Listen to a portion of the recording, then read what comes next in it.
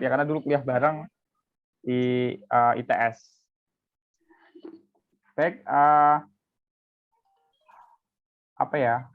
Salah satu hal yang sangat penting ya bagi nanti rekan-rekan mahasiswa ketika sudah selesai lulus di dunia kampus dan masuk dunia kerja adalah hal-hal yang sifatnya teknis ya, tapi penting ketika nanti akan bekerja. Ya biasanya kan kalau kita diskusi tentang kerjaan ya orang akan melihat pengetahuan kita, kompetensi kita gitu ya. Kemudian skills, kalau anak kimia ya skill di labnya seperti apa. Dan yang biasa juga sangat diperhatikan lah attitude gitu ya.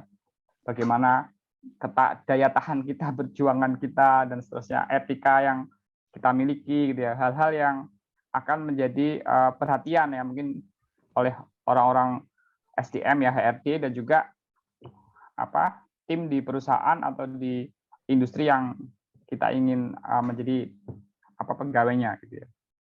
Nah, sehingga hal-hal yang sifatnya teknis seperti bagaimana membuat CV, bagaimana menghadapi interview gitu ya, termasuk nanti kayak keterampilan Office ya, Excel dan lain-lain itu biasanya juga ditanya ya.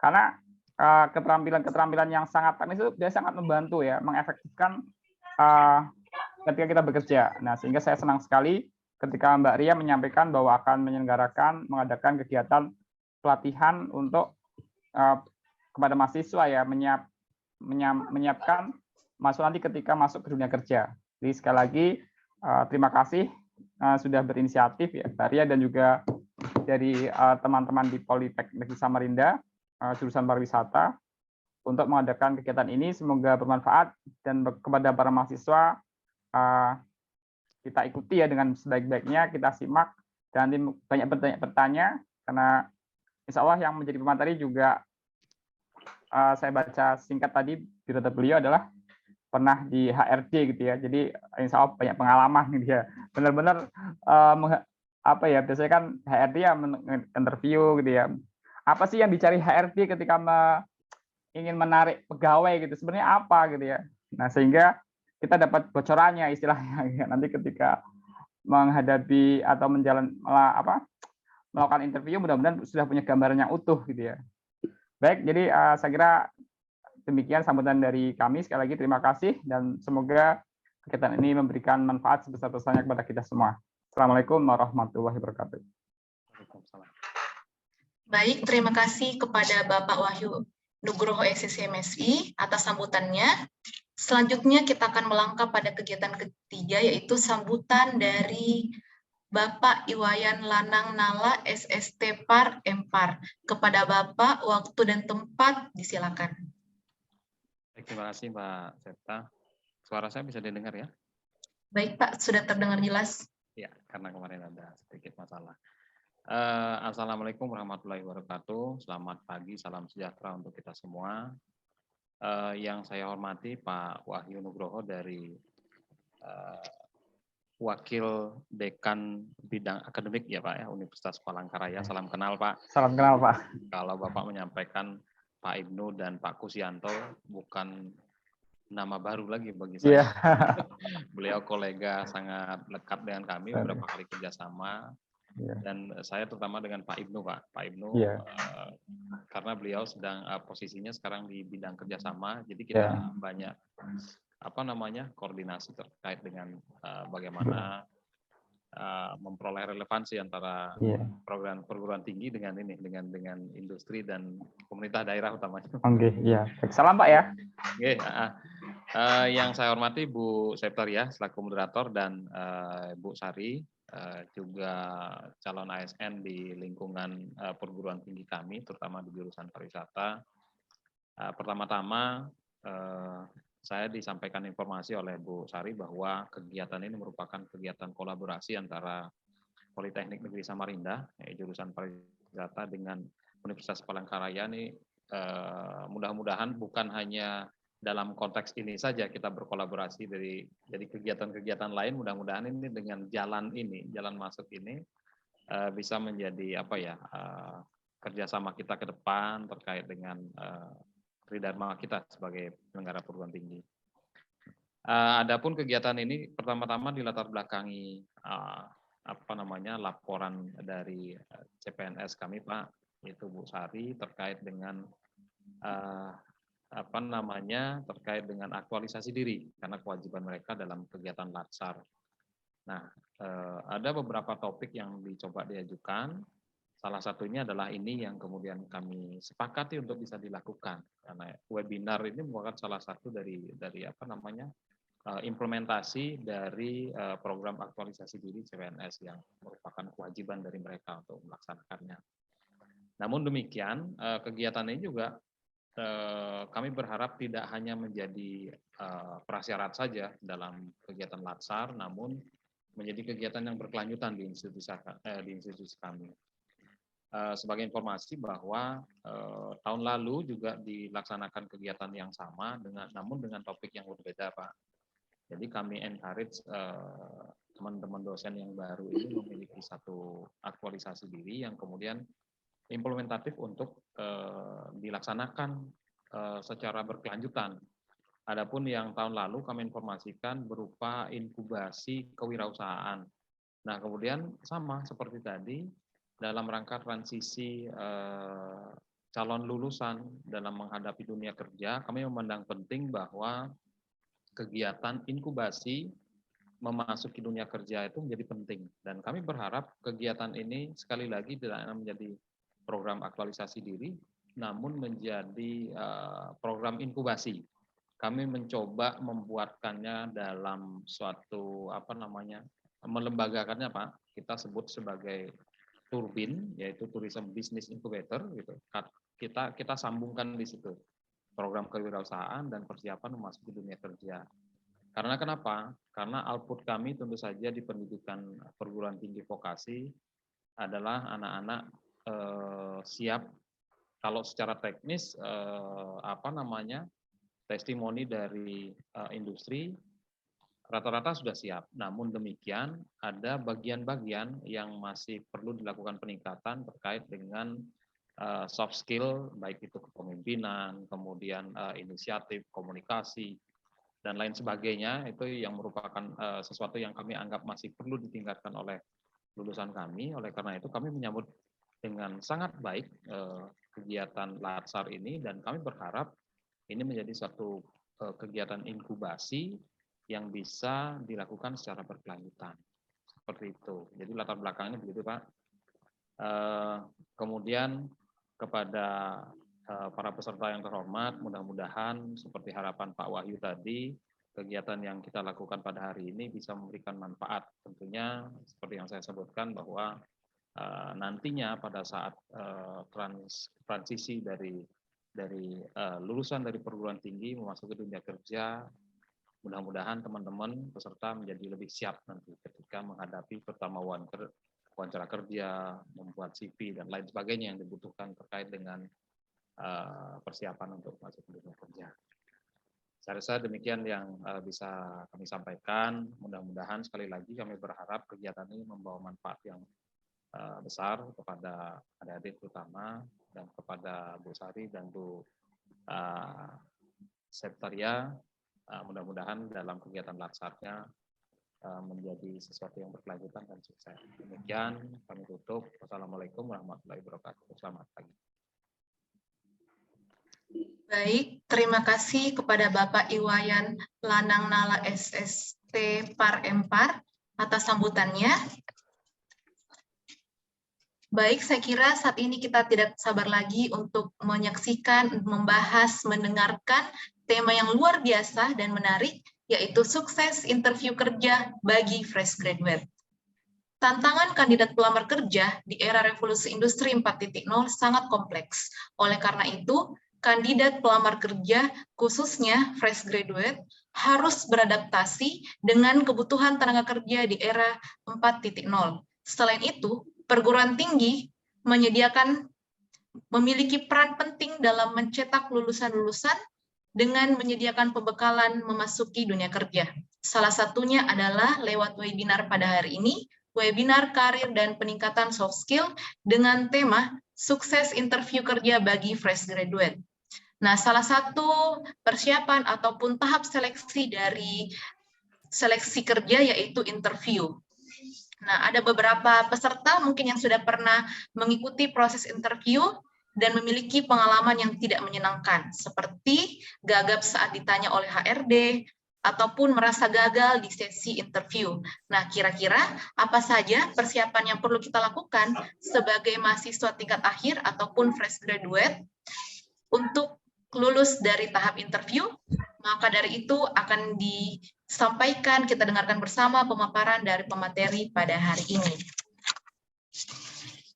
Untuk itu, sebelum kita mendengarkan pembahasan dari pemateri, ada dua hal yang perlu kita ingat sama-sama atau yang perlu kita perhatikan. Yang pertama adalah kepada para peserta yang ingin bertanya sebentar setelah selesai pemaparan materi, bisa raise hands ataupun mengetik pertanyaannya di kolom chat.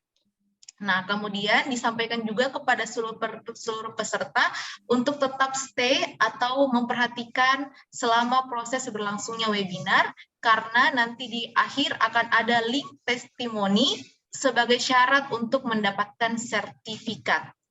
Nah, baik, tidak berlama-lama lagi, pemateri kita pada hari ini adalah Mbak Sari Pratiwi MM. Mbak Sari merupakan dosen manajemen jurusan pariwisata Politeknik Negeri Samarinda dan ex-HRD Asisten Manajer PT Vivo Communication Indonesia. Baik, saya persilahkan kepada Mbak Sari untuk memaparkan materi dalam waktu kurang lebih 15 menit. Kepada Mbak Sari, dipersilakan. Oke, terima kasih untuk Kak Septaria. Yang terhormat Bapak Wahyu Nugroho dan yang terhormat Bapak Iwayang Lanang Nala, dan semua peserta yang saya hormati, terima kasih sudah hadir di webinar hari ini. Saya izin share screen ya teman-teman. Oke.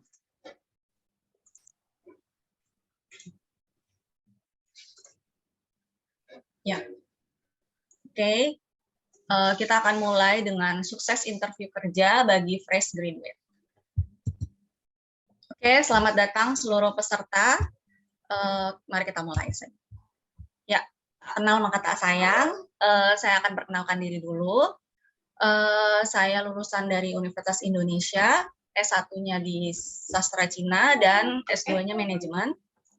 Saya mempunyai pengalaman ex-HRD, Asisten Manajer PT Vivo Communication Indonesia, dan sekarang saya mulai berkarir lagi menjadi dosen manajemen jurusan pariwisata Politeknik Negeri Samarinda. Oke, kita masuk ke bagian yang pertama. Ngapain sih pakai interview kerja? Nah, mungkin banyak dari teman-teman yang merasa tidak percaya diri ketika interview kerja ataupun merasa malas harus berbasa-basi saat interview kerja. Tapi sebenarnya interview kerja ini sangat penting ya teman-teman. Yang pertama, kita mengetahui kepribadian pelamar. Ini untuk HRD ya. Jadi kita bisa tahu kepribadiannya ini seperti apa sih. Apakah dia ini normal atau dia ini agak-agak error. Itu kita bisa tahu saat interview kerja. Kemudian yang kedua, mencari informasi relevan sesuai persyaratan jabatan. Yang ketiga, mendapatkan informasi tambahan bagi jabatan dan perusahaan. Seperti contoh, misalnya dibutuhkan adalah ilmu komputer ya. Nah, dengan interview kerja ini akan mendapatkan informasi tambahan selain aplikasi-aplikasi yang dia bisa, apalagi sih yang dia mampu sebagai calon kandidat untuk mengisi jabatan teknisi komputer misalnya. Yang keempat adalah membantu perusahaan mengidentifikasi pelamar yang layak untuk diberikan penawaran kerja atau job offering.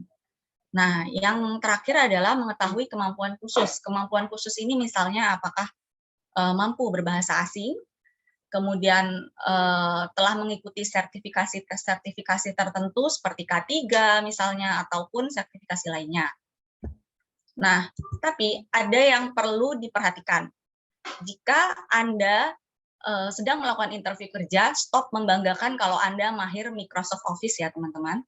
Karena Microsoft Office ini udah sangat istilahnya semua orang tuh bisa ya.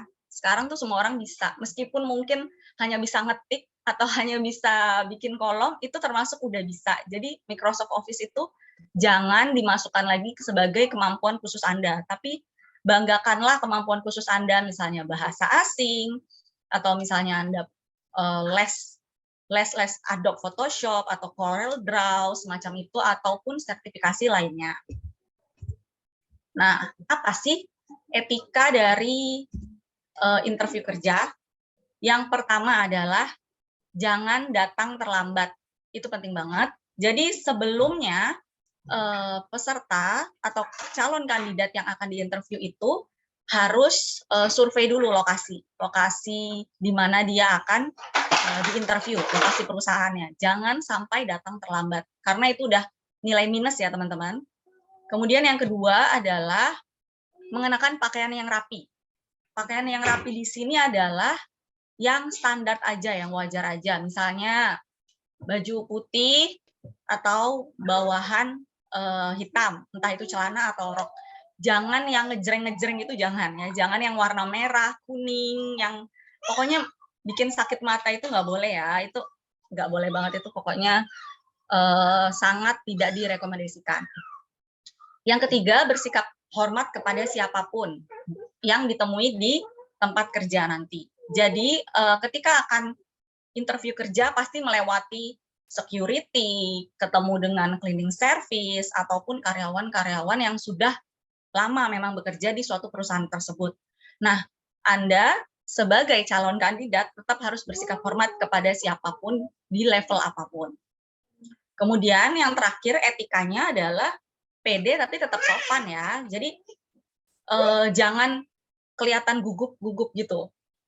Pede, harus yakin kalau saya bisa, suaranya lantang, badannya tegap, tapi harus tetap sopan gitu. Tetap sopan itu dalam arti kata jangan memotong pembicaraan HRD ya. Terus ketika HRD bertanya dijawab dengan sopan, jangan langsung to the point misalnya, tapi harus ada intronya dulu. Nah, ini yang bagian paling penting ya. Kita masuk ke contoh pertanyaan interview kerja dan jawabannya. Nah, yang pertama nih, pasti akan ditanya, ceritakan tentang diri Anda. Nah, di sini saya mempunyai dua versi jawaban ya.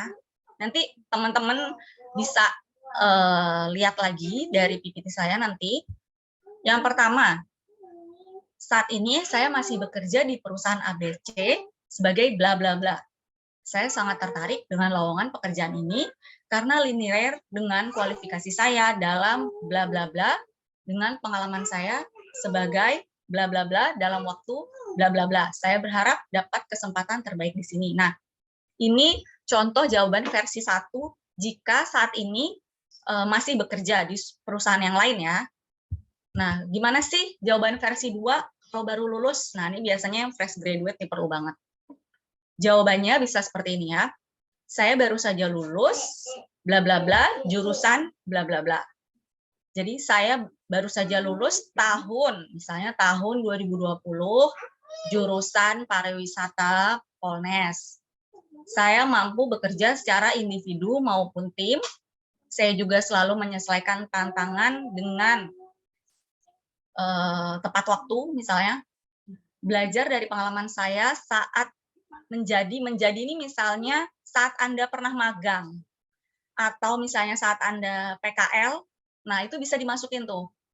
Belajar dari pengalaman saya saat menjadi resepsionis, saat magang di hotel, misalnya Hotel Mercure. Saya yakin bisa menjadi bagian dari tim untuk bekerja bersama-sama. Nah, seperti itu.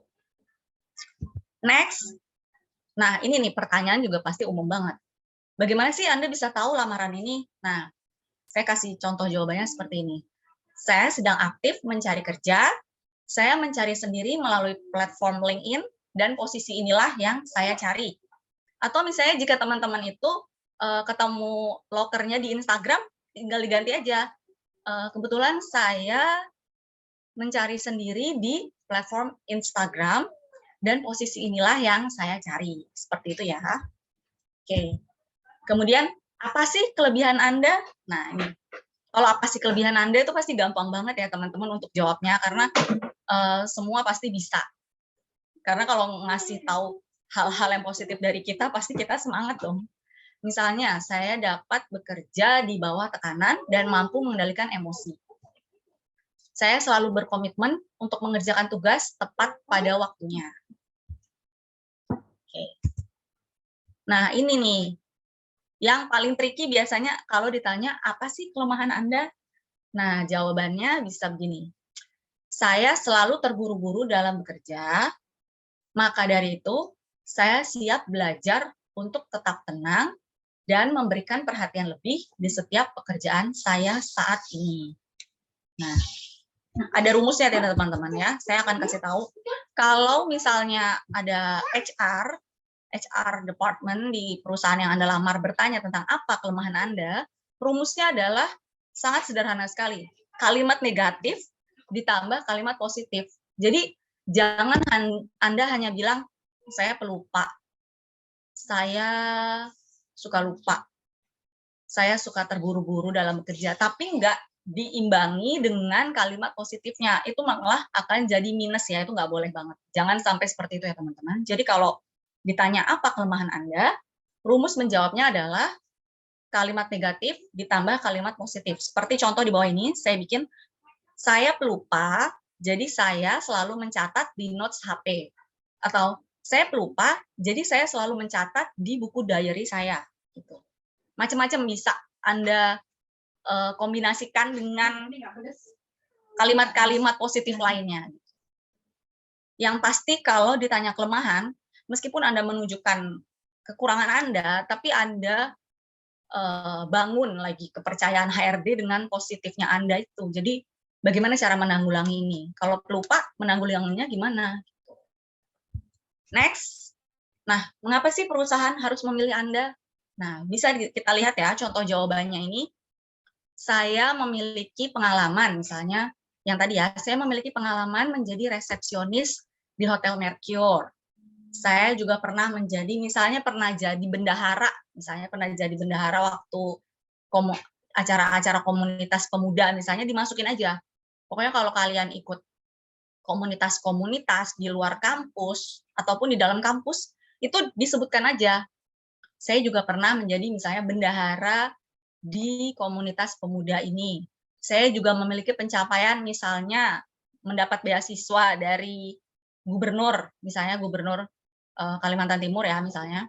Saya juga memiliki pencapaian, saya mendapat beasiswa 1 tahun atau 6 bulan dari Provinsi Kalimantan Timur, atau misalnya memiliki pencapaian mendapat beasiswa dari Universitas Palangkaraya, misalnya seperti itu ya. Saya memiliki kemampuan seperti misalnya bahasa Inggris dengan nilai TOEFL sekian yang sangat mendukung pekerjaan saya. Nah, contohnya seperti itu. Nah, ini nih. Ini pasti banyak yang nanyain ya. Mengapa sih Anda menganggur dalam waktu yang lama? Nah, ini kita tuh harus pintar menyiasati pertanyaan ini dengan jawaban yang bijak. Jangan bilangnya gini, mengapa Anda menganggur dalam waktu lama? Terus Anda jawabnya, soalnya saya nggak dipanggil-panggil kerja atau apa gitu. Jangan kayak gitu ya teman-teman. Jadi jawabnya yang bijak seperti ini. Waktu yang lama itu saya gunakan baik-baik untuk meningkatkan kemampuan teknis saya dengan mempelajarinya melalui training dan kelas online. Nah, hasilnya saya bisa menggunakan aplikasi baru. Misalnya nanti ditanya aplikasi apa? Misalnya aplikasi CorelDRAW atau Adobe Photoshop atau aplikasi apapun lain yang misalnya levelnya juga udah advance ya teman-teman gitu. Jadi jangan jawab mengapa Anda menganggur dalam waktu lama karena nggak ada perusahaan yang nerima saya. Jangan ngomong kayak gitu ya. Harus pakai kalimat yang bijak, kalimat yang bisa menarik minat HRD untuk lebih ngulik-ngulik kemampuan Anda. Nah ini dia, ini juga yang pertanyaan yang agak sensitif ya kalau udah bahas gaji. Berapa gaji yang Anda inginkan? Nah versi 1 saya bikinin. Sesuai dengan pengalaman dan kemampuan yang saya miliki, kita bisa diskusi gaji dengan range sekitar sekian juta. Misalnya kalian ini memang baru banget fresh graduate ya, baru banget lulus, belum ada pengalaman kerja sama sekali, hanya misalnya magang, dan magang itu pun tidak dibayar. Nah, Anda bisa menyebutkan diskusi gaji dengan range sekitar UMR di kota Anda. Misalnya UMR Palangkaraya, misalnya 3 juta sekian. Nanti Anda bisa bilang, UMR-nya, kita bisa diskusi gaji dengan range sekitar 3,5 juta, misalnya.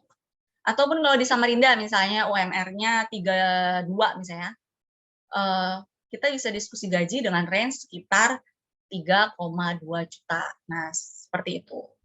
Nah, versi 2-nya gimana nih? Versi 2-nya, kalau pengen tahu lagi lebih lanjut, sebelum kita berdiskusi tentang hal ini, bisakah saya mengetahui apa job desk dan goal saya nanti saat bekerja? Nah, ini Anda nggak apa-apa kalau nanyanya seperti ini. Kenapa? Karena juga Anda perlu tahu ya, nanti sebenarnya tugas apa aja sih yang dibebankan untuk Anda. Gitu.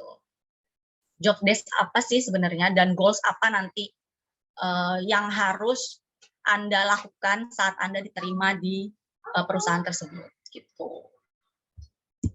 Nah, sekarang waktunya kita simulasi. Oke. Oh, sebelum simulasi, bisa tanya jawab dulu ke saya, sekitar 10 menit, nanti kita simulasi ya. Oke. Yuk, silakan kalau ada yang mau ditanyakan.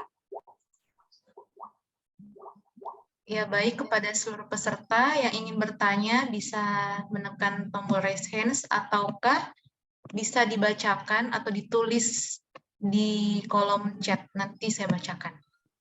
Oke.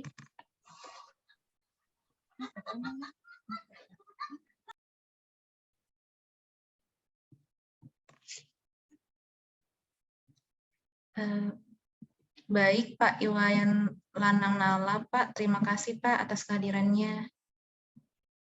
Terima kasih, Bapak.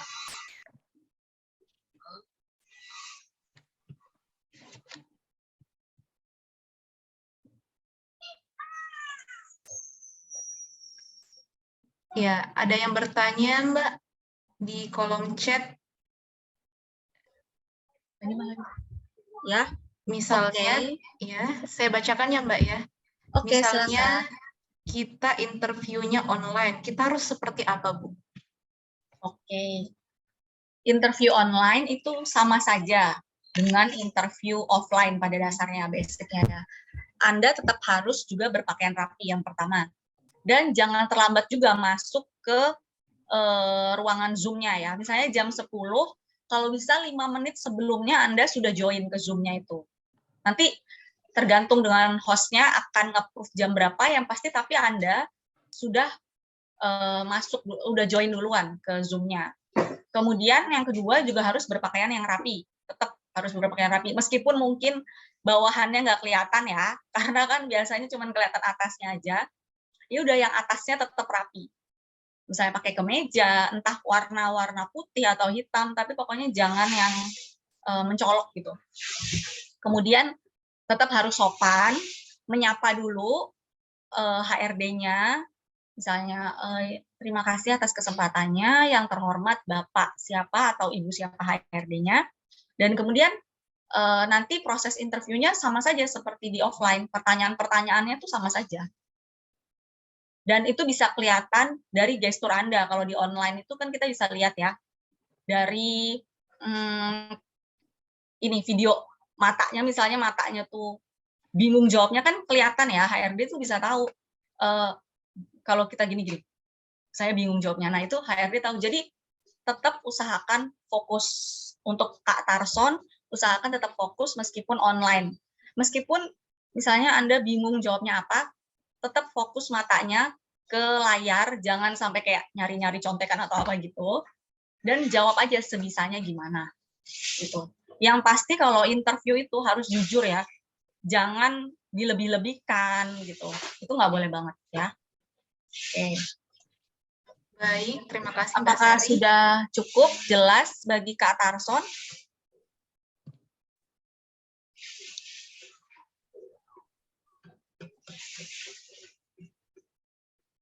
Ada lagi ya? Ini ada lagi ya?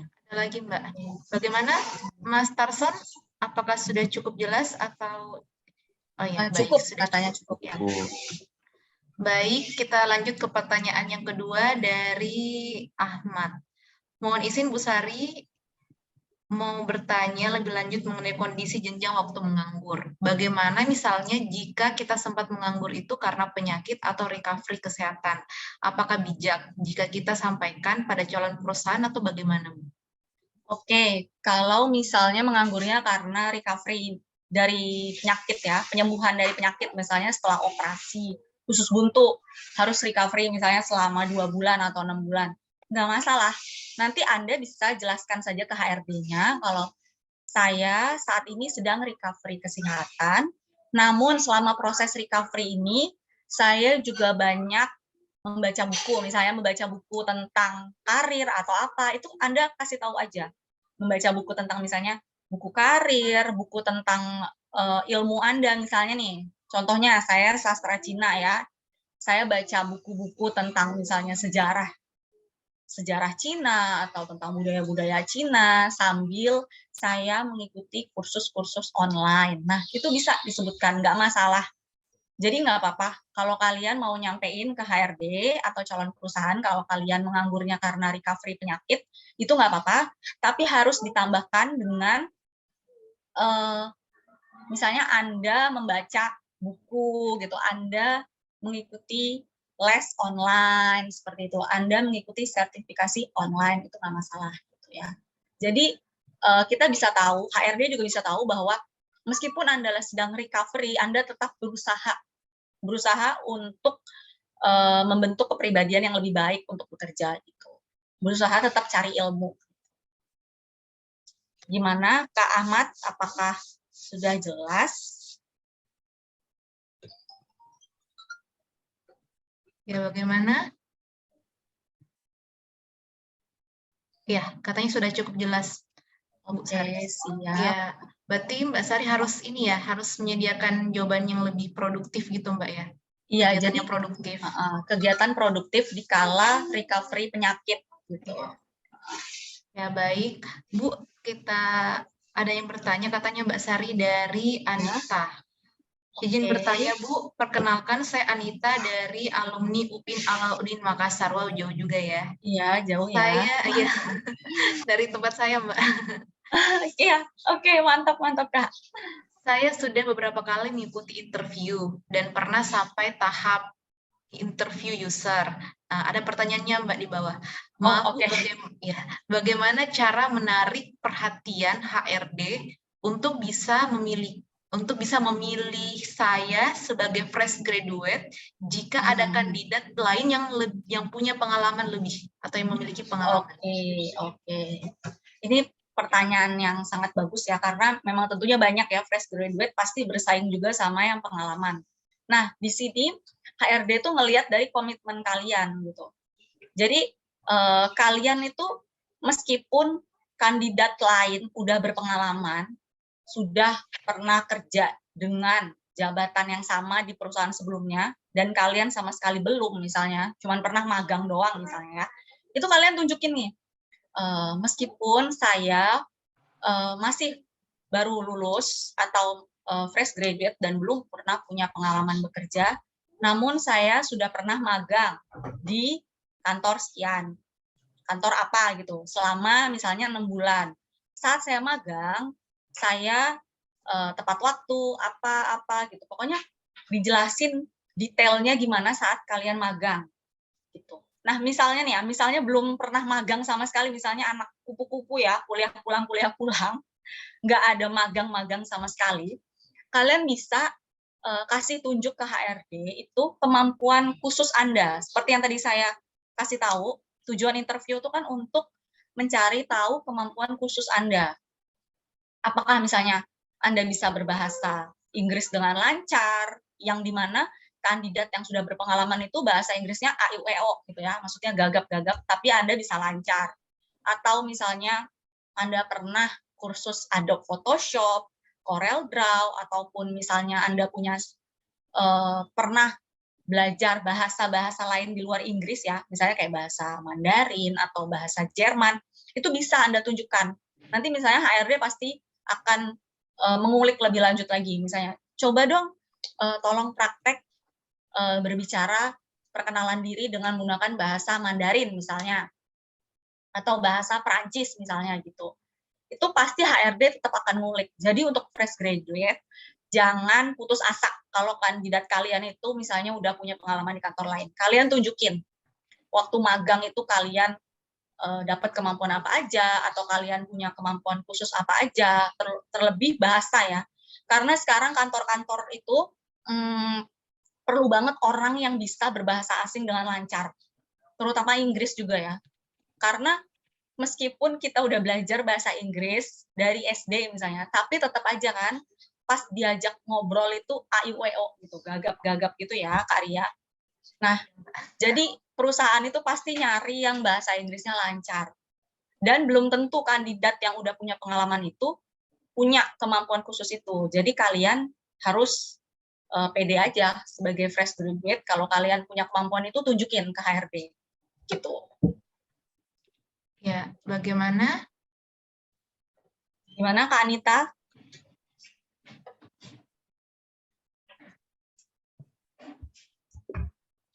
Bagaimana Anita? Oh ya, katanya sudah cukup jelas Bu. Terima kasih. Oke. Kak Ria ini karena udah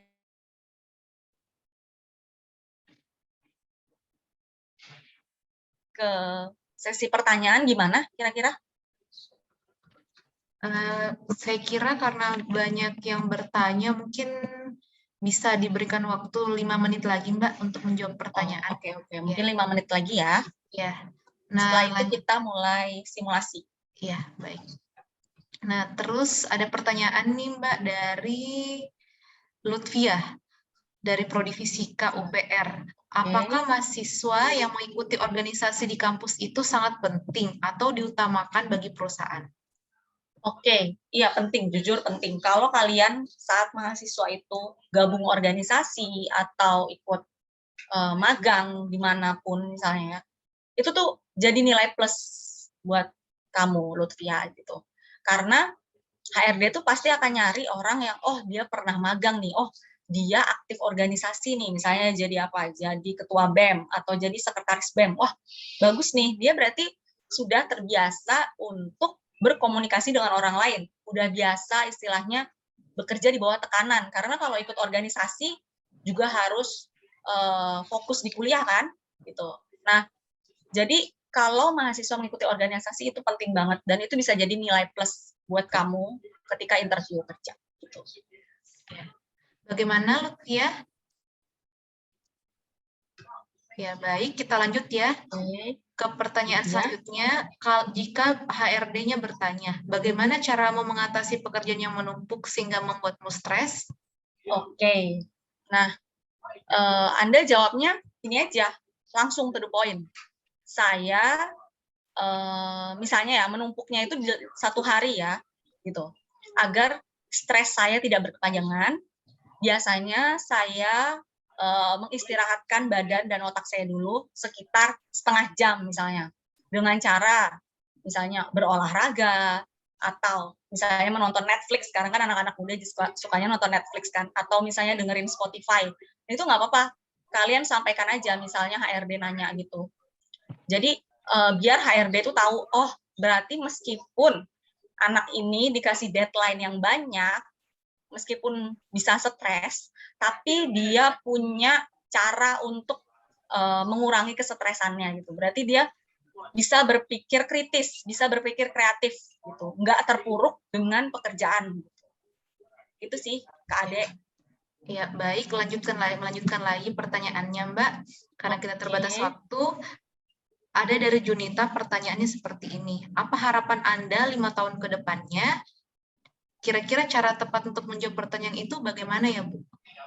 Apa harapan Anda 5 tahun ke depan? Nah, kalau ini tergantung proyeksi kalian gitu. Misalnya kalian mendaftar jadi translator ya. Misalnya kalian mendaftar jadi, oh bukan. Gampangnya ini aja.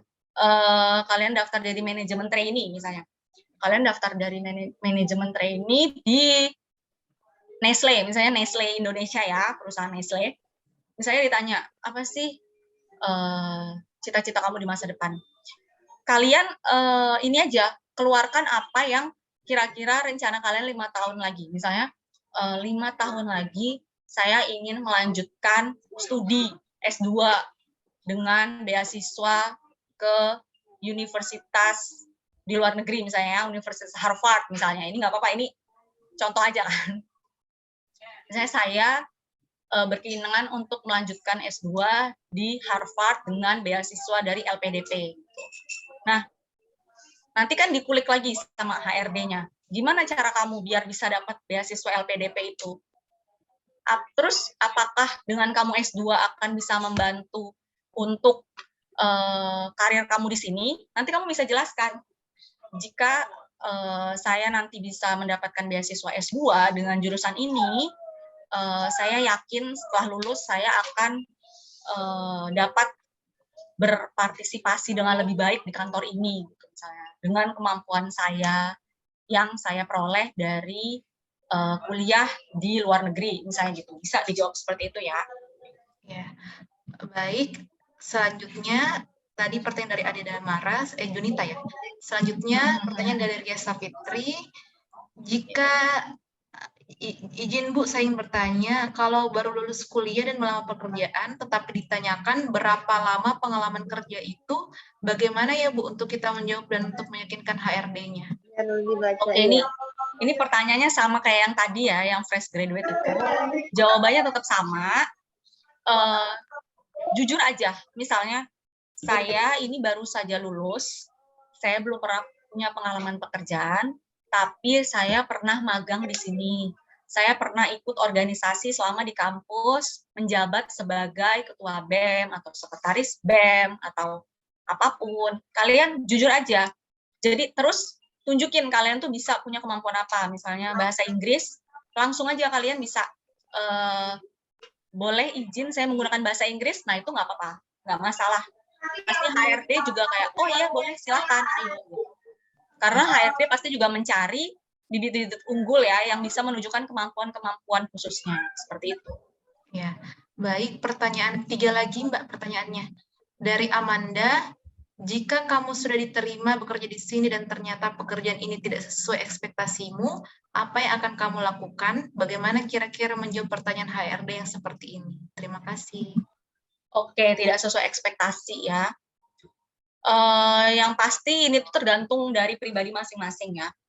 Yang pasti kalau HRD juga nggak mau ya cari yang kutu loncat gitu.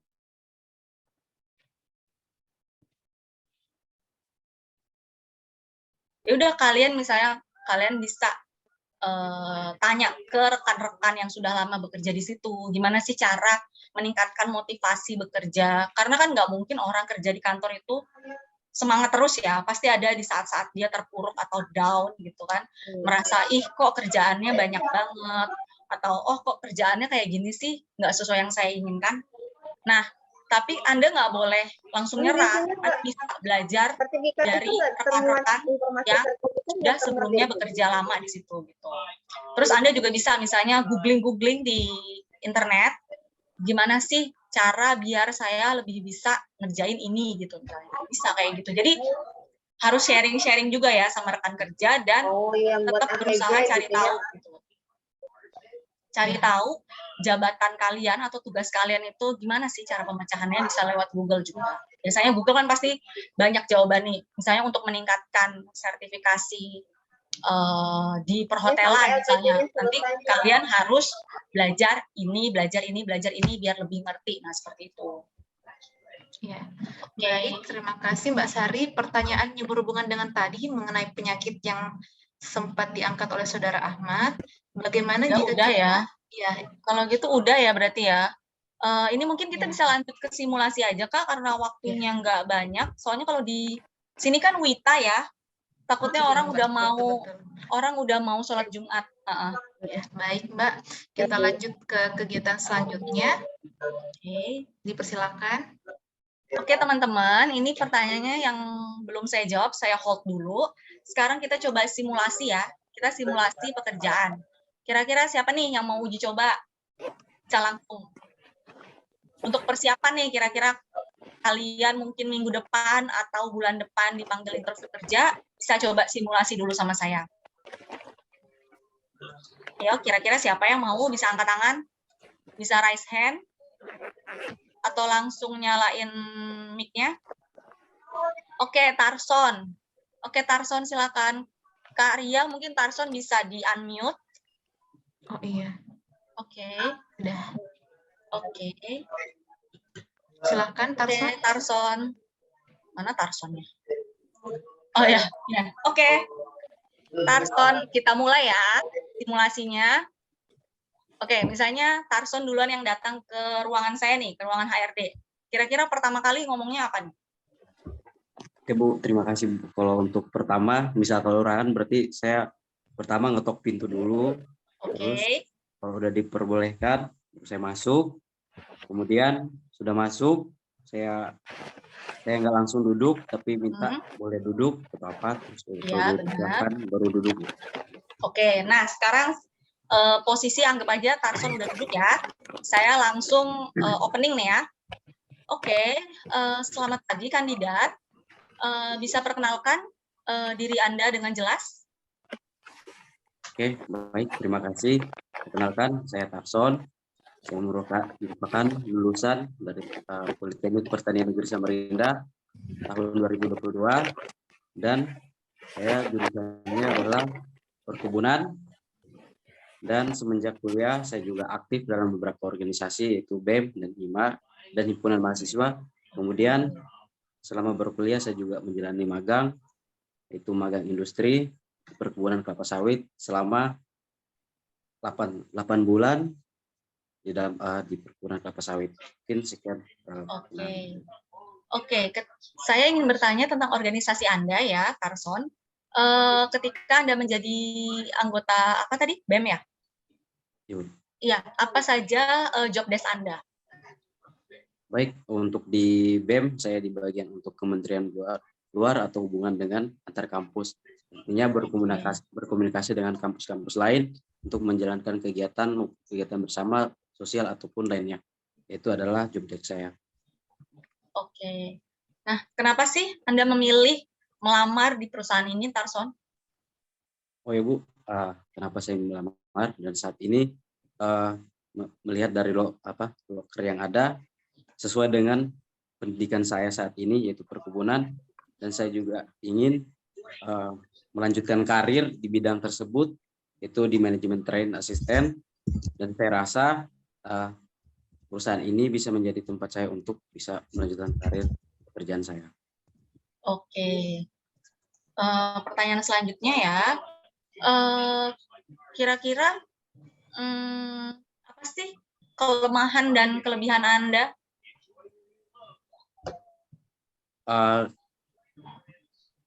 Kelemahan saya saat ini adalah mungkin cepat emosi, namun untuk melihat pekerjaan ini yang dimana harus bisa menangani banyak orang, dan saya juga saat ini berusaha untuk bisa mengendalikan diri untuk bisa tetap santai atau tetap bisa menjaga kestabilan emosi saya. Dan untuk kelebihan saya saat ini, saya dapat berkomunikasi dengan baik dengan banyak orang, kemudian dapat menyelesaikan pekerjaan sesuai dengan waktu, dan dapat menyelesaikan masalah yang saya temukan di pekerjaan tersebut. Oke. Kira-kira berapa sih gaji yang Anda inginkan di perusahaan ini? Untuk gaji mungkin untuk sesuai dengan kebutuhan saya saat ini, untuk gaji mungkin untuk 3,5 juta, namun saya akan menyesuaikan dengan ketetapan yang berlaku di perusahaan tersebut. Oke.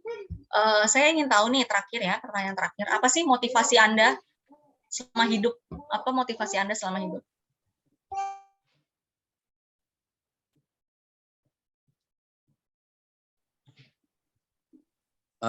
Untuk bisa menjadi orang yang bermanfaat dan juga ya ingin jadi orang yang bermanfaat dan lain sebagainya. Oke.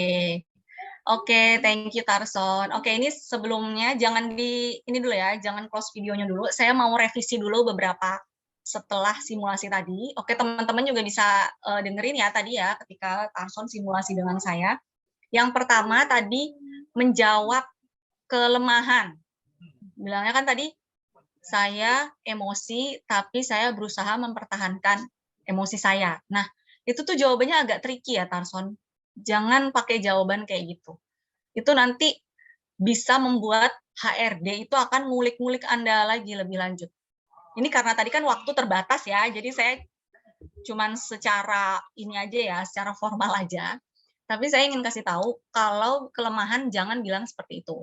Jangan bilang saya mudah emosi, tapi cara positifnya adalah saya berusaha mempertahankan emosi saya. Lah, itu gimana cara mempertahankannya? Nah, Anda bisa ngomongnya misalnya gini, saya mudah emosi, tapi ketika saya sudah mau marah, saya berusaha untuk tetap tenang dan menarik nafas gitu. Jadi orang tuh tahu apa sih namanya effort kamu gitu. Bukan cuman kayak mempertahankan emosi lah. Gimana mempertahankan emosi? Tapi harus lebih jelas lagi. Misalnya saya mengatur nafas, tarik nafas biar nggak jadi marah, atau misalnya saya baca-baca doa di dalam hati. Nah itu bisa gitu. Jadi harus lebih kalimat positifnya tuh harus lebih masuk akal ya, nggak cuman sekedar saya mempertahankan emosi, nggak gitu ya. Jadi gimana cara mempertahankan emosinya? Misalnya tarik nafas, baca doa gitu, duduk, misalnya duduk. Kalau lagi mau marah kan duduk jadi tenang kan, biasanya kalian pernah dengar ya mungkin ya, kalau mau marah atau emosi biar nggak jadi emosi tuh duduk dulu atau tarik nafas gitu kan. Gitu ya caranya. Terus untuk motivasi, misalnya ditanya, apa sih motivasi Anda selama hidup? Jangan cuman ngomong misalnya bermanfaat bagi bangsa, nusa, bagi apa? Nusa, bangsa, dan negara itu terlalu apa ya? Terlalu template banget ya. Kayak kalau tes PPKN, ini kan bukan tes PPKN ya, Tarson ya. Jadi kalau motivasi Anda selama hidup misalnya, jawab aja. Motivasi saya selama hidup adalah saya pengen menjadi misalnya apa? Saya pengen menjadi manajer suatu hari nanti di perusahaan ini, misalnya meyakinkan gitu. Di perusahaan ini saya ingin menjadi manajer yang bertanggung jawab, dan saya juga ingin melanjutkan kuliah saya misalnya di universitas apa gitu. Atau misalnya saya ingin sekali bisa mengikuti kursus bla bla bla ini. Nah, itu bisa sebagai motivasi hidup. Jadi jangan yang terlalu template gitu ya. Jangan yang terlalu berguna bagi bangsa nusa. Gitu. Oke, kira-kira Tarson ada yang ditanyakan? Setelah simulasi cukup atau gimana? Cukup. Oke, terima kasih Tarson sudah mau simulasi. Semoga berhasil nanti ya. Oke, Kak Arya, kira-kira siapa lagi nih yang mau simulasi lagi satu orang? Mungkin ya, cewek ya, kalau bisa cewek. Ada cewek yang mau? Kalau nggak ada ya udah cowok deh. Satu orang lagi mungkin. Tadi mau? Siapa tadi? Satu orang. Yuk, satu orang lagi yuk kita simulasi. Habis itu nanti kita lanjut ke pertanyaan deh. Iya, silakan. Ayo, jangan malu-malu ya, soalnya kesempatan tidak datang 2 kali. Ya. Ayo, yang mau latihan langsung nih. Yunita siapa Yunita? Ya, yang bernama Yunita, silahkan. Yang bernama Yunita bisa di-unmute dulu, Kak, mungkin bisa di-unmute Karya. Oh iya. Dan dinyalakan videonya ya, Junita, mana Junita? Junita atau Junita? Silakan. Junita apa Junita? Ayo. Satu lagi nih, kesempatan simulasi satu lagi. Junita siapa? Ini kan yang ngomong Tarson, semangat banget Junita. Yang mana ya Junita? Karena banyak di sini namanya Junita. Iya nih, mana nih Junita nih? Junita mana ya? Atau yang lain, ayo yang lain. Kita tunjuk aja kali ya. satu orang lagi kita tunjuk. Coba saya mau ke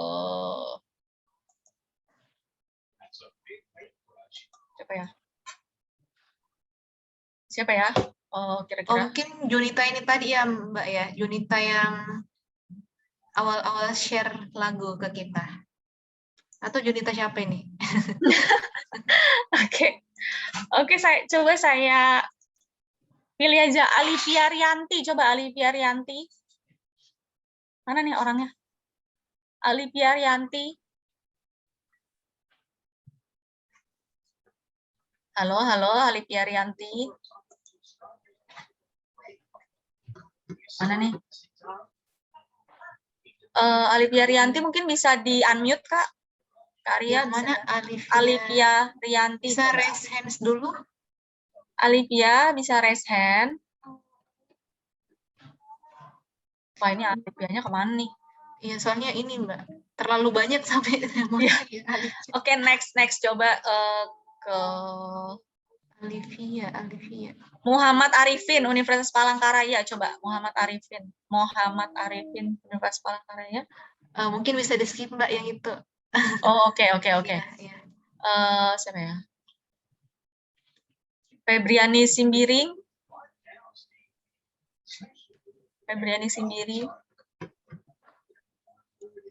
Ini nggak ada yang mau lagi ya, yang simulasi pada takut-takut apa gimana sih? Iya. Ini pada takut-takut apa gimana nih? Siswa mungkin, siswa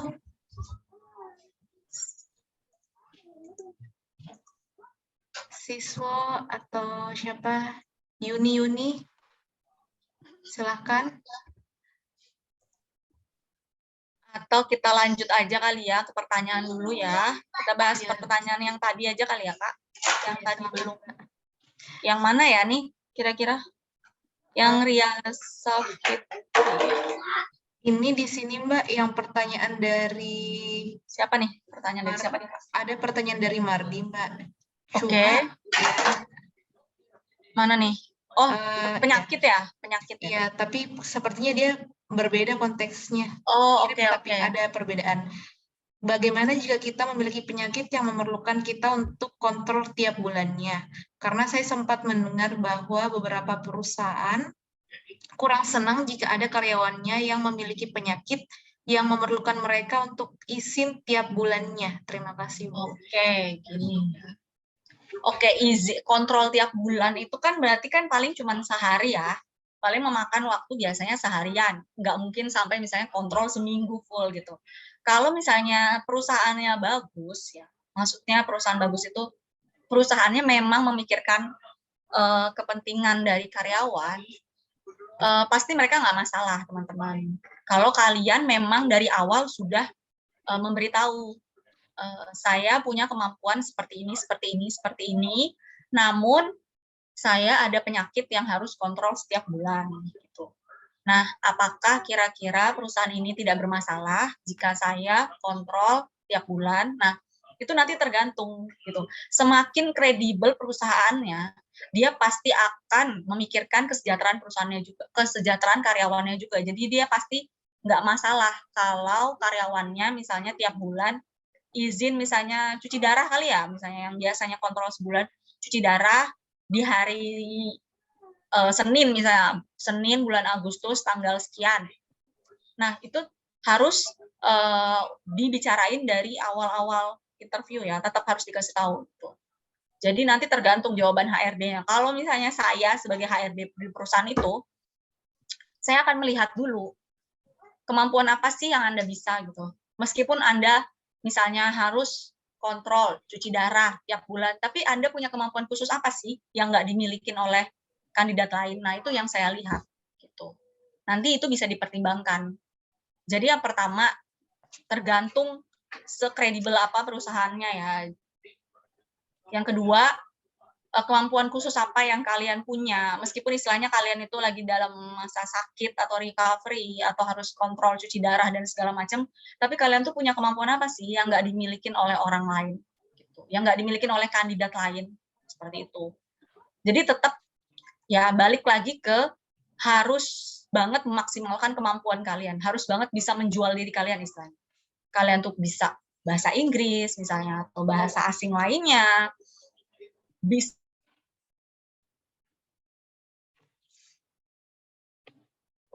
gitu sih Karya. Ya. Baik, Mbak, ada yang chat via WA. Oh, Ya, saya cari dulu namanya ya, atas nama Zahro. chat via WA. Apa tuh, Kak? Katanya dia ini mau coba untuk role playing simulasi. Oh, oke, boleh. Silakan. Mana nih? Coba diangkat tangannya, raise hand-nya yang namanya Oh, ini Zahro raise hand nih. Iya. Gimana ini? Ya, Oke. selamat pagi, Ibu. Pagi. Coba mukanya di ini dong, mukanya. Iya. Nah, ya. Halo. Ya, selamat pagi, Ibu. Selamat pagi, Zahro. Oke. Kita mulai ya simulasinya ya. Oke, misalnya Anda datang ke kantor saya, ke ruangan saya. Kira-kira apa dulu nih? Etika apa dulu yang harus Anda perlihatkan ke HRD ketika dipersilakan untuk masuk ke ruangan? Ya, terima kasih, Ibu. Jadi seperti biasa, saya akan ketok pintu. Kemudian ketika dipersilahkan masuk, maka saya baru masuk. Kemudian apabila Ibu mempersilahkan duduk, maka saya baru duduk. Oke. Gitu ya. Oke, bagus. Sekarang kita lanjut ke posisi sudah duduk ya. Ya. Oke. Silahkan kandidat, tolong perkenalkan diri Anda dengan jelas ya.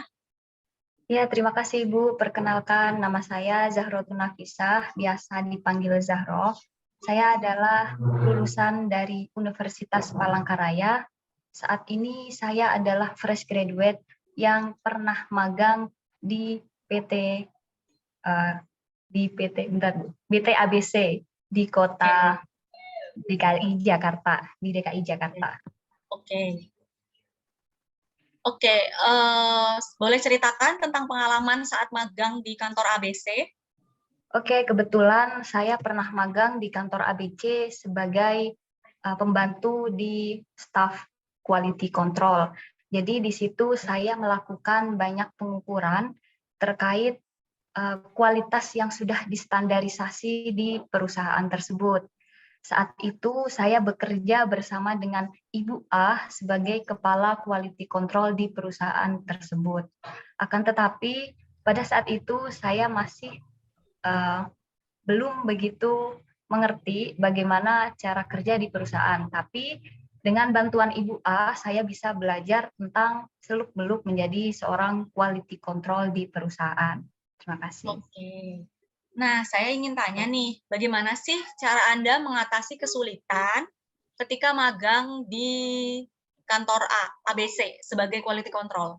Ketika Anda mengalami misalnya kesulitan dalam mengerjakan tugas di quality control itu, kira-kira apa yang Anda lakukan? Iya, Bu, terima kasih. Jadi kebetulan karena saya magang itu selalu diawasi oleh seorang supervisor, di mana supervisor tersebut merupakan seorang kepala QC di perusahaan tersebut. Ketika saya mengalami kesulitan di dalam melakukan tugas yang diberikan, maka tentu saja saya akan melakukan banyak diskusi dengan supervisor saya. Dengan adanya diskusi tersebut, maka saya bisa mengetahui bagaimana cara kerja yang baik dan sebaiknya seperti apa cara saya untuk melakukan perintah yang diberikan oleh atasan. Begitu, Ibu. Oke, baik. Bagus sekali jawabannya.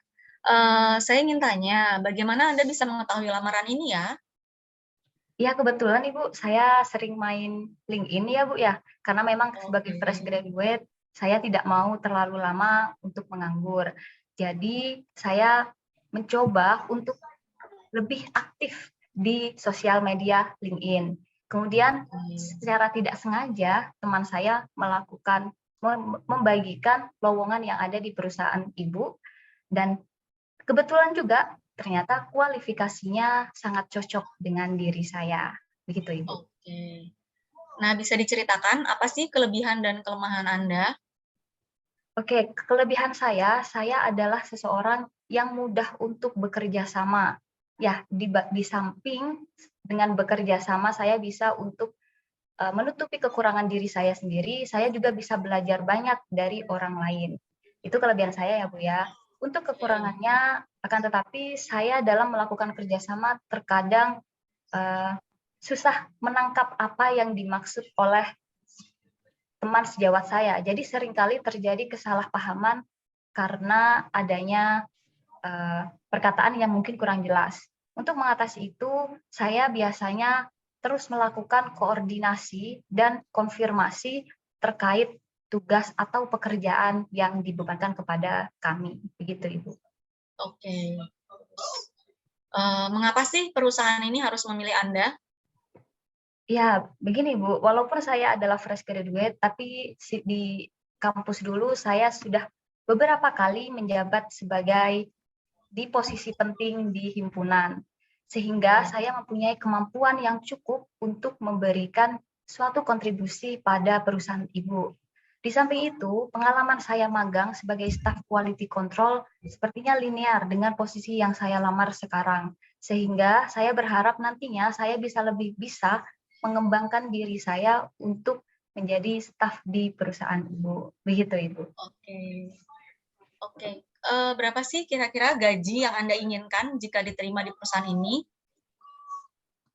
Untuk masalah gaji yang saya tahu terkait dengan UMR di Provinsi Kalimantan Tengah adalah sekitar 3 juta, dan kemudian untuk seorang QC atau staf QC control itu biasanya quality control itu biasanya mendapatkan gaji sedikit lebih tinggi di atas UMR, sehingga gaji yang ingin saya dapatkan di perusahaan ibu adalah sekitar 3,5 juta sampai 4 juta. Seperti itu, Ibu. Oke, terima kasih Zahro atas kesempatannya untuk simulasi. Ini bagus banget ya teman-teman. Zahro ini merupakan contoh yang bagus ya untuk saat interview karena tenang, Zahro tenang, nggak pakai ae. Nah, jadi teman-teman ini harus mengurangi nih kalau ngomong nah, harus gimana caranya mengurangi kata-kata gitu. Oke. Untuk Zahro, terima kasih sudah simulasi. Bagus sekali ya contoh simulasinya tadi. Ibu. Terima kasih juga. Bisa simulasi bareng Ibu. Terima kasih, Zahro. Nah, ini ya salah satu contoh, ada 2 tadi ya, dari Kak Tarson dan Kak Zahro. Untuk Kak Zahro ini sudah cukup bagus nih ya untuk interview karena kurang nya.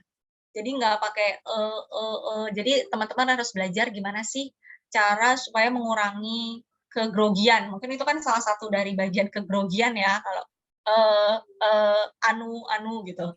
Nah, itu gimana cara kalian bisa manage nanti kegrogian kalian itu ketika interview dengan HRD. Oke, ini udah jam berapa ini ya? Udah jam 11 lewat ini ya. Gimana nih Kak Ria? Apa disuruh isi form testimoninya dulu atau gimana nih? Iya, bisa Mbak sambil ngisi link testimoni, sambil Mbak juga bisa menjawab 2 pertanyaan terakhir. Oke, bisa di-share dulu Ya, mungkin saya form share testimoninya. Teman-teman yang ingin dapat sertifikat dan misalnya sekalian PPT presentasi tadi, bisa isi formnya ya, nanti akan di-share oleh Kak Ria. Sama jawab pertanyaan yang 2 terakhir ya? Iya, Mbak. Oke. Linknya itu saya copy paste dulu, Mbak.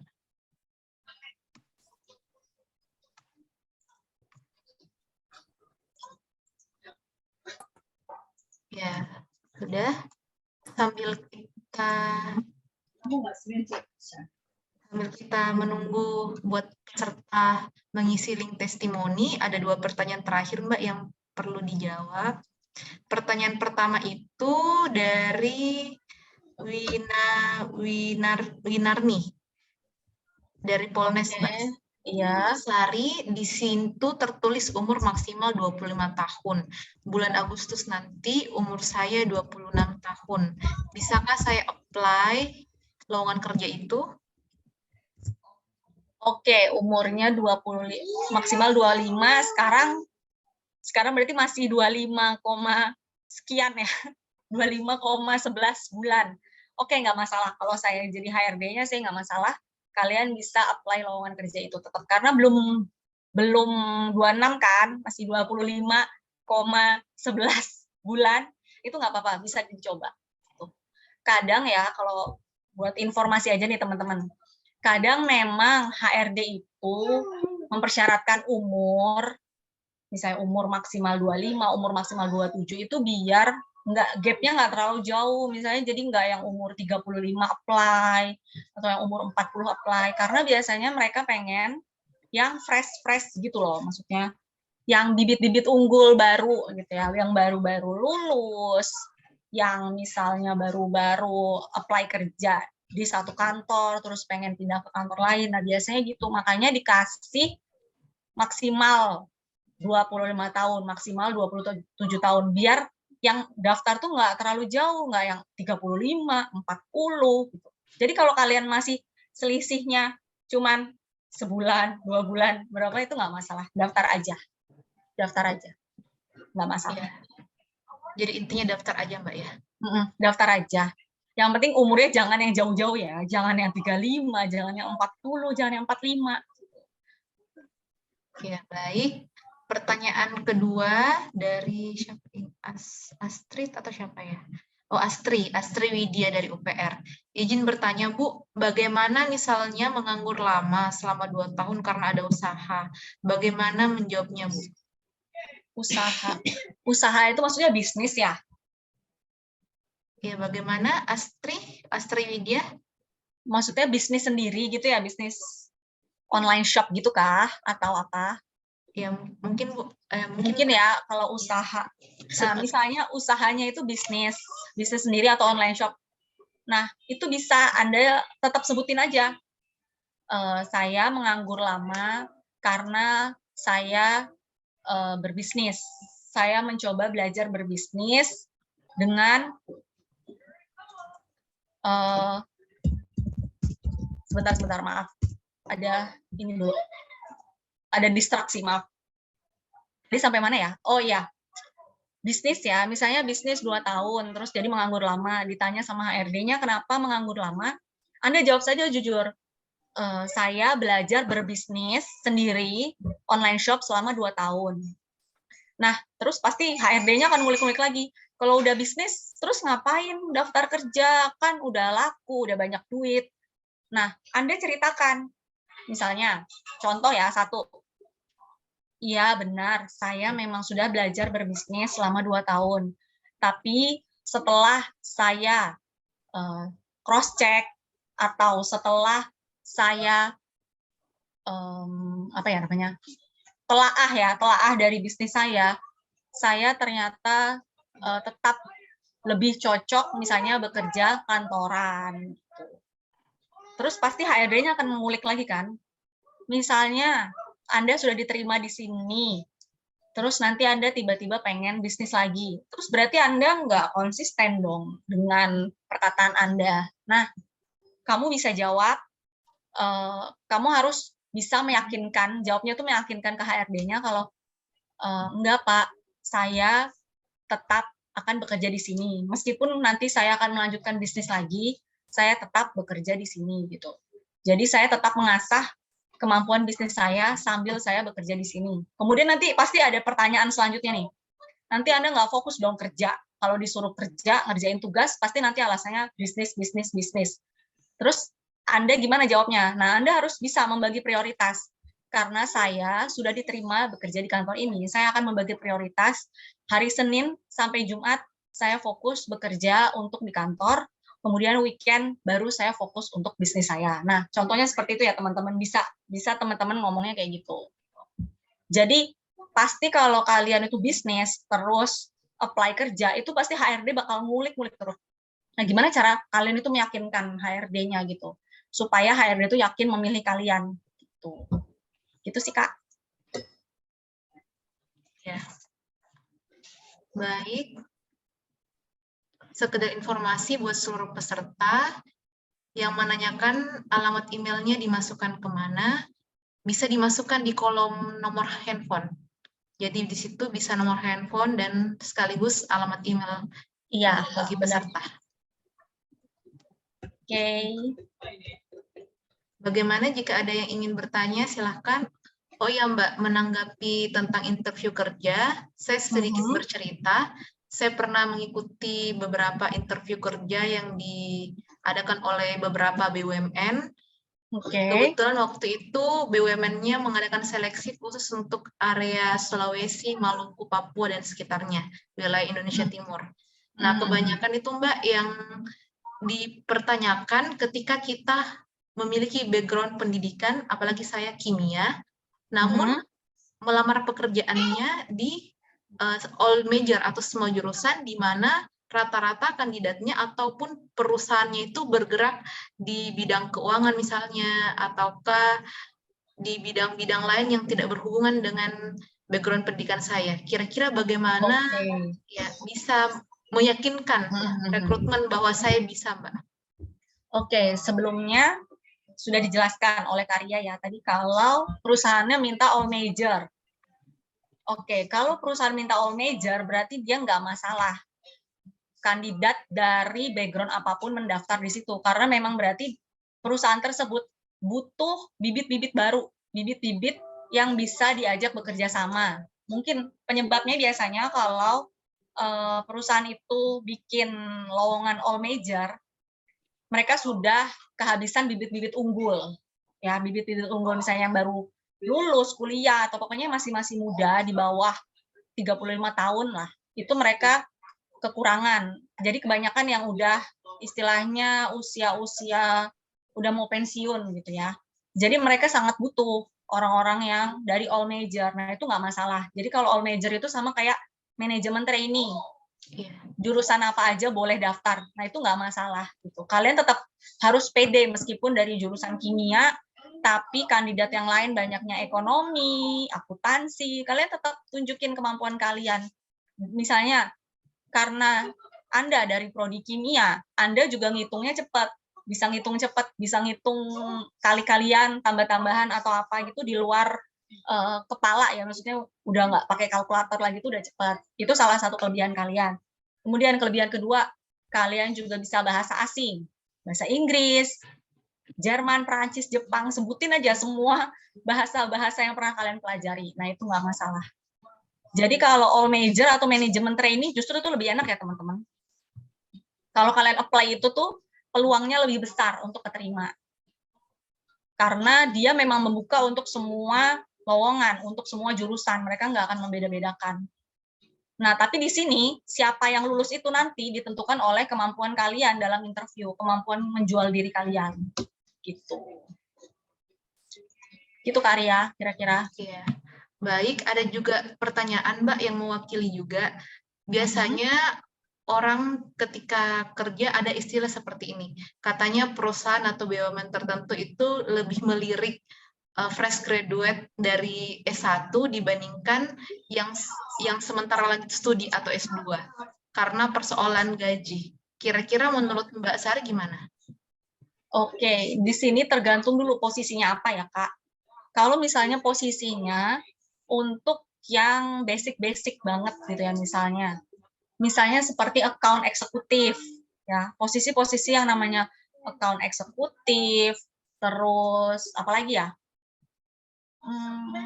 apa ya, yang saya yang kepikiran baru itu ya, misalnya account eksekutif itu biasanya memang mereka membutuhkan yang S1 aja dulu, yang karena itu pekerjaan di level istilahnya level bawah dulu gitu. Jadi mereka butuh yang cukup S1 aja. Beda lagi kalau kalian melamarnya yang posisi experience. Kalau experience itu yang dibutuhkan justru level kuliah kalian. Misalnya kalian sedang S2. S2-nya misalnya linear ya. Kalau nggak linear pun juga nggak masalah. Itu berarti dapat ilmu baru. Kalau kalian jurusannya linear ataupun tidak linear, namun sedang S2, itu justru menjadi nilai tambah jika kalian apply ke loker yang memang membutuhkan experience atau pro hire, biasanya gitu bahasanya Karya, pro hire atau experience.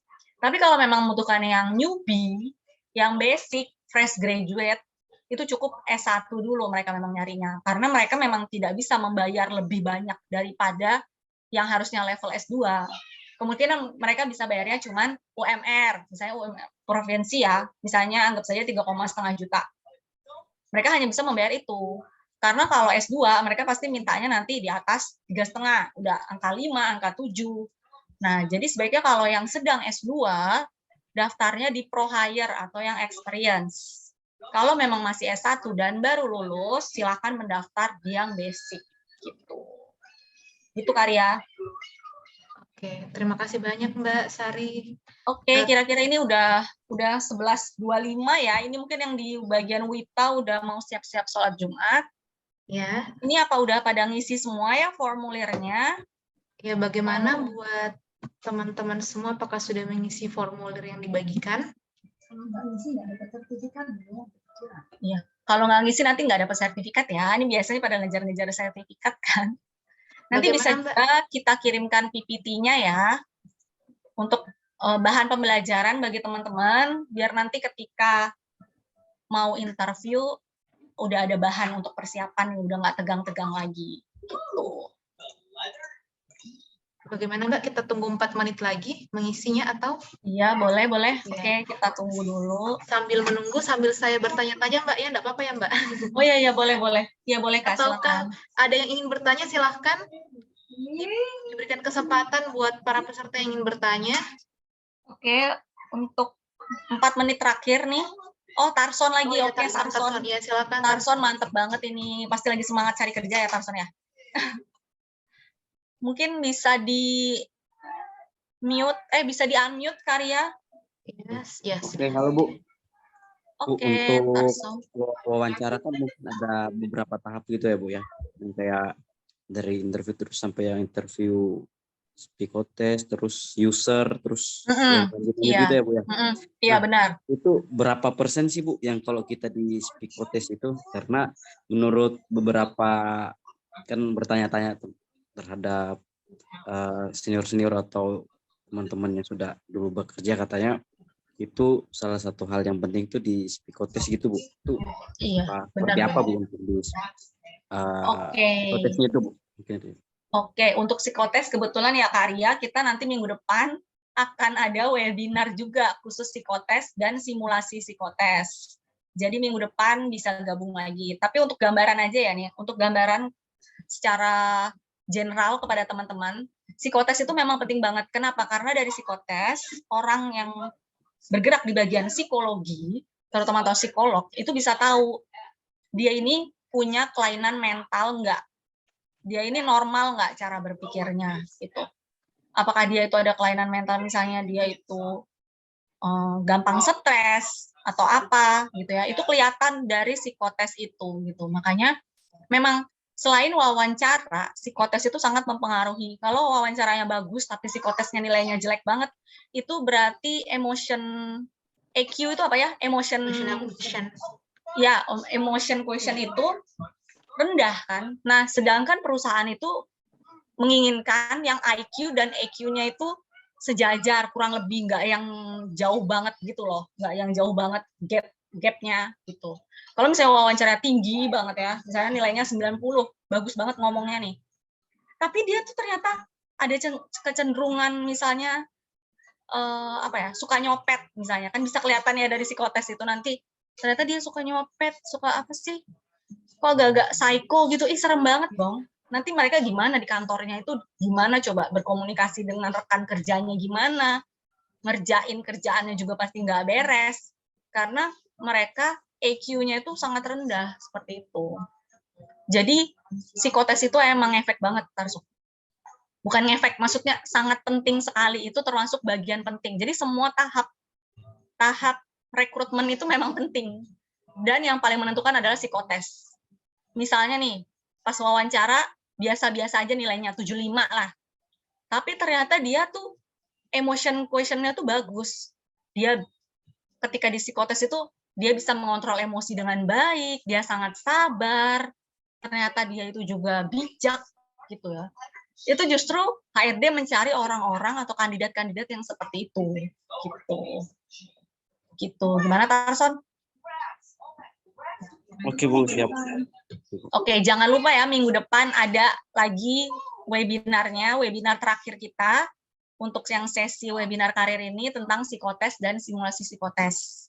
Minggu depan teman-teman bisa join lagi, nanti akan di-share lagi infonya oleh Kak Ria dan saya. Oke, Ya, jangan kira-kira lupa ada ya, lagi? join teman-teman. Oh iya, ada pertanyaan Mbak yang saya Ya. mau tanyakan.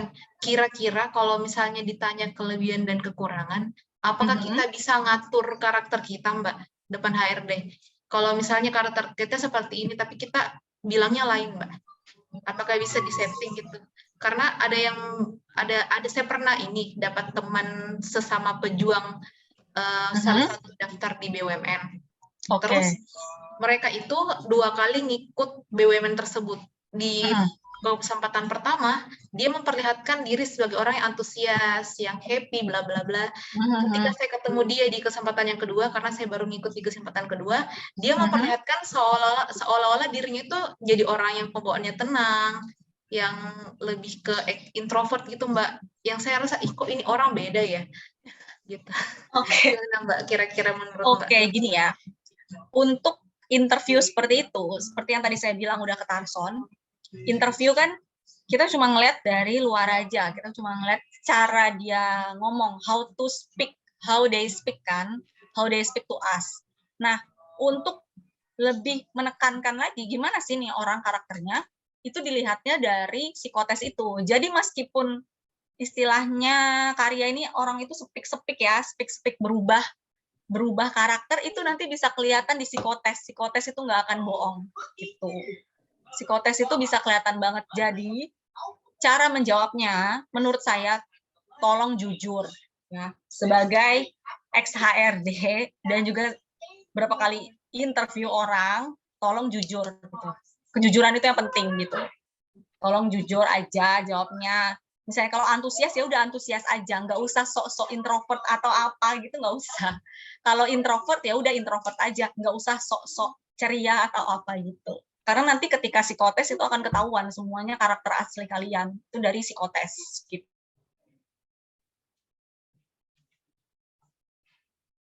.11.32 Kak.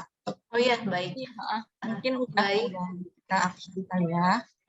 Baik, terima kasih buat narasumber kita pada hari ini, yaitu Ya, Mbak sama-sama. Sari, yang telah memberikan kita banyak sekali wawasan, pengetahuan, pertanyaan-pertanyaan, bahkan simulasi tadi yang sangat menarik. Bahkan saya juga sendiri belajar banyak dari Mbak Sari, dan dari jawaban teman-teman pun saya juga banyak belajar untuk lebih baik lagi ke depannya, khususnya buat mahasiswa-mahasiswa yang mempersiapkan dirinya untuk terjun ke dunia kerja. Nah, baik dari beberapa yang telah kita pelajari tadi, baik itu dari materi maupun simulasi, ada beberapa hal yang saya simpulkan.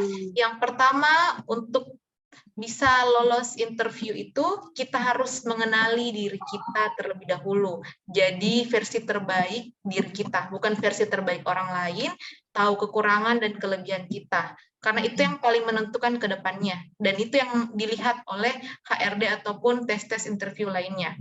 Nah, yang kedua, aktif di kegiatan organisasi atau kegiatan apapun yang produktif, yang lebih mengasah dan meningkatkan hard skill dan soft skill kita. Karena sekali lagi, hard skill itu hanya dapat lewat nilai, sertifikat, dan sebagainya. Tapi yang paling dinilai adalah soft skill. Bagaimana berpikir kritis, kemampuan menganalisa suatu masalah, menghadapi masalah, kemudian bekerja sama, dan sebagainya. Terus kita harus survei visi dan misi perusahaannya.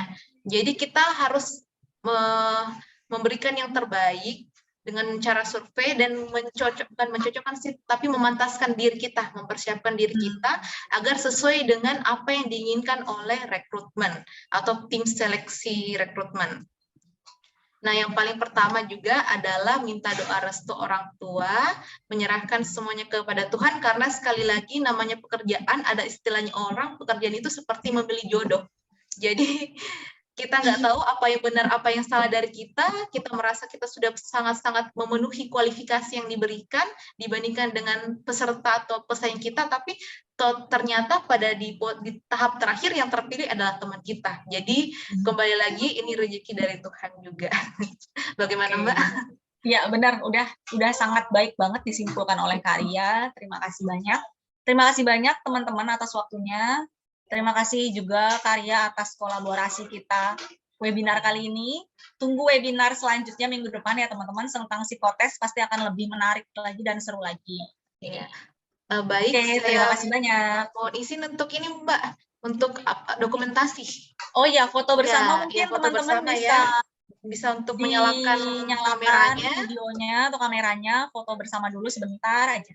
Minta tolong buat saudari Junita untuk screenshot dari 4 halaman ya. Dari halaman 1, 2, 3, dan 4. Oke, teman-teman, ya mohon untuk Sebelumnya izin Bu, mau Iya. boleh minta PPT yang tadi Kak Bu? Oh Ya. iya, tenang aja, pasti akan dibagi. Nanti saya kirim sertifikat sekaligus PPT-nya ya. Jadi diisi dulu formnya nih, nanti akan saya dan Karya kirim sertifikat beserta PPT-nya. Ya kan Karya ya? Iya, nanti kami akan kumpulkan yang mengisi link testimoni dan akan dikirimkan langsung ke email masing-masing atau Siap. ya. Oke, kita foto dulu kali ya, sebentar. Ya. Itu ya Bu. 1, 2, 3.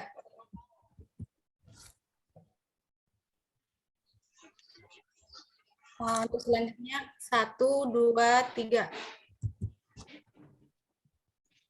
Oke, next slide-nya yang ketiga nih. Kok nggak ada fotonya? Yang ketiga mana nih? Kok nggak ada yang memunculkan videonya? 1, 2, 3. Yang terakhir. Oh, udah. Oke. Ya. Oke. Baik, sekali lagi terima kasih kepada seluruh partisipasi peserta yang telah hadir dalam webinar seri 1 pada hari ini, dan ditunggu kelanjutan untuk seri kedua khususnya untuk psikotes ya. Kami akan mengundang dari sarjana psikologi, kemudian ada beberapa simulasi-simulasi yang menarik lainnya yang akan memberikan kita banyak wawasan untuk persiapan dunia kerja. Dan terima kasih juga buat beberapa peserta, ada bahkan dari Universitas Brawijaya, dari Makassar juga tadi ya, UIN Alauddin Makassar. Terima kasih juga dari Universitas Palangkaraya dan dari Politeknik Negeri Samarinda. Ada juga dari Makassar, UKI Paulus ya kalau tidak salah. Dan beberapa universitas lain yang telah bergabung bersama-sama dengan kita pada webinar pada hari ini. Baik, saya selaku moderator, Septariolan Kalalinggi, beserta dengan narasumbernya, Mbak Sari Pratiwi, mohon undur diri, dan berserta dengan tim dari Junita dan kawan-kawan. Terima kasih atas perhatiannya semua. Mohon maaf jika ada kesalahan dan kekurangan yang tidak berkenan di hati para peserta semua. Sekian dan terima kasih. Terima kasih. Izin live ya. Ya.